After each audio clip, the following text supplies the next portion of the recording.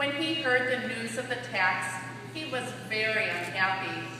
It meant that he would have to make the long trip to Bethlehem, where he had been born. He did not mind for himself, but he worried about his young wife, Mary.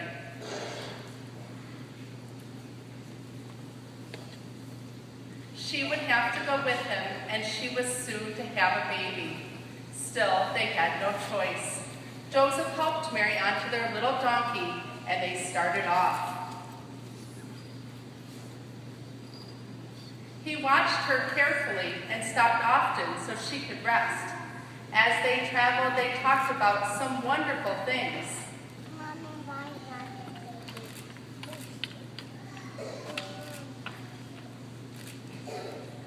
An angel had appeared to tell Mary she was chosen to be the mother of God's Son. So Mary and Joseph made plans to care for this special child.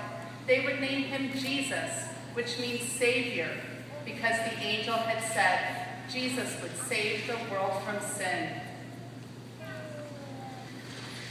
Even though Mary grew tired, she was very happy. She could hardly wait for the baby to be born, so she could see his little face at last and hold him in her arms. When they came to Bethlehem, Joseph looked for a place to spend the night, but no one had room for them, and it was getting dark.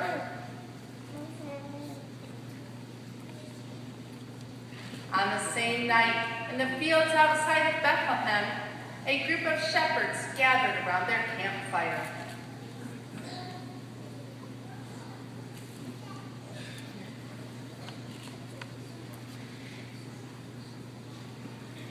Suddenly, a brilliant light pierced the dark sky. Frightened and confused, the shepherds fell to the ground.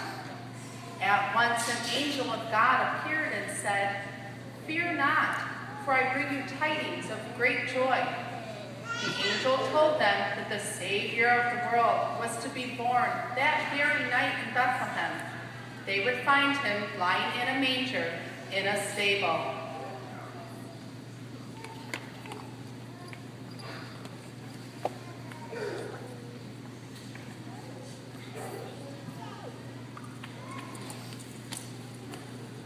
Meanwhile, Joseph and Mary came to the last inn in Bethlehem.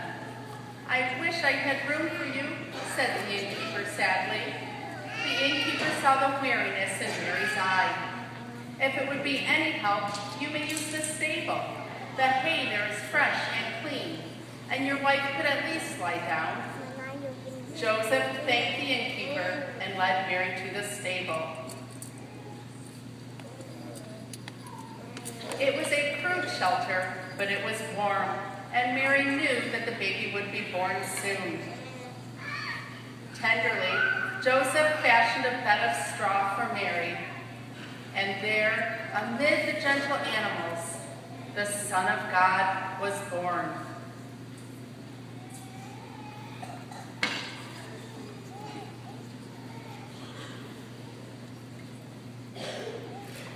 Mary wept tears of joy and love as she held her little boy close to her heart. He was so small and beautiful. Joseph carefully wrapped the child in the clothes they had brought and laid him in a manger filled with fresh, sweet hay.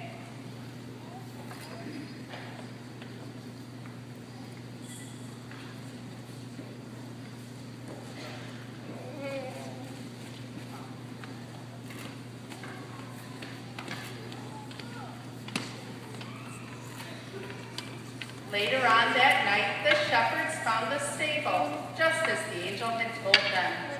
They gathered around for a closer look at the baby Jesus. Their hearts were bursting with excitement. They had to run and tell everyone the good news. Before long, from a faraway land, 3 wise men arrived at the stable. They had followed the new star which appeared in the sky, because they knew it was a sign that a king had been born. As these wealthy, important men knelt and offered gifts to the baby, Joseph and Mary stared in amazement. Then they remembered that Jesus was the Son of God and meant to be ruler of all men. All that night, a warm glow radiated over the little stable. Overhead, the star glistened, showed the way to Bethlehem. The news of Jesus' birth brought great joy and hope to the people. Their Savior had come at last.